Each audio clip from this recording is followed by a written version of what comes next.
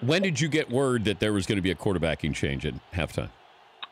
Well, it's funny. We met with Nick a day or two before the game, and there's always that when you do an Alabama game. There's always that kind of are they going to put to it in the game feel. It's been going on since he came in the spring of last year and threw for over 300 yards. Their fan base went, "Oh my gosh, this guy can throw. We got to play him." And yet Jalen Hurts got him to the national championship as a freshman. So it's kind of been lingering. He just hasn't ever been given an opportunity to have meaningful snaps. So when you sit down to call the national championship, and Coach and I and Chris, we all have a really pretty candid relationship. And I said, midway through it, I said, "All right, Coach, 13. Is there a chance? Is there a series?" And he kind of crossed his arms and got a little uncomfortable. And he said, there's a chance. And I said, is it a gut feel? Is it premeditated? And he says, probably a little more premeditated. And then I kept pushing, which he doesn't like. And I said, what if he goes in and he goes 8 plays, 80 yards, touchdown?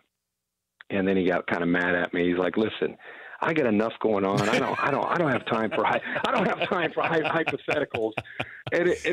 Because this Jalen Hurts is 25-2. He gets you to 2 straight national championships. You put in Tua. What if he goes in and does really well? And there's a switch. That was my point. And so anyway, that was the backdrop. So then we get into the game, and clearly Bama's offense isn't doing a lot. They're very one-dimensional. They're running the ball. They couldn't get the tailbacks going. Georgia's loaded up against the run.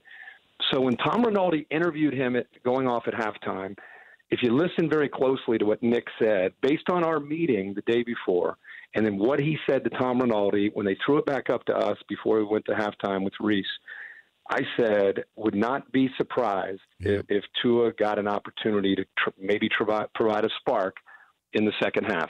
That's all I said. It was more speculation than inside info. And sure enough, we kept cameras on him when he came out after halftime, and right away you could tell that he got his helmet on, and guys were coming over high-fiving him, and it was like, oh, boy, here we go. Kid's going to get a shot. And just based on watching him in practice, we've been around Alabama, we've all known what he was capable of doing in practice. Would he do it on that stage in that game against the speed of that defense? That was the mystery. And, of course, he ended up delivering. For more Dan Patrick Show, tune to Audience Channel 239 on DirecTV or download the Dan Patrick Show app.